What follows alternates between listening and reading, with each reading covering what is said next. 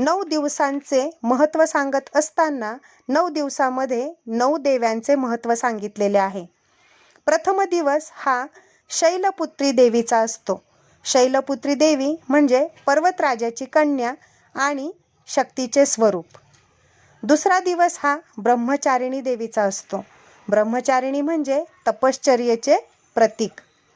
तिसरा दिवस हा चंद्रघंटेचा. चंद्रघंटा ही पराक्रम व शांतीची देवी मानली जाते. चौथा दिवस कुष्मांडा देवीचा. कुष्मांडा देवी ही सृष्टीची आदिशक्ती आहे. पाचवा दिवस हा स्कंदमाता देवीचा. स्कंदमाता म्हणजे कार्तिकेयाची आई व मातृभावाचे रूप. सहावा दिवस कात्यायनी देवीचा. कात्यायनी देवी ही दृष्टसंहारिणी व शौर्याचे प्रतीक म्हणून ओळखली जाते.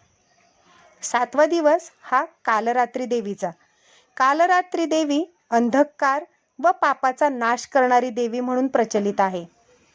आठवा दिवस महागौरी देवीचा. महागौरी ही अतिशय शांत, शुद्ध व मंगल रूपाची देवी म्हणून प्रचलित आहे. तसेच शेवटचा म्हणजेच 9वा दिवस हा सिद्धिदात्री देवीचा. सर्व सिद्धी संपन्न करून देणारी, पूर्णत्वास नेणारी व करुणेचे स्वरूप असणारी ही सिद्धिदात्री देवी.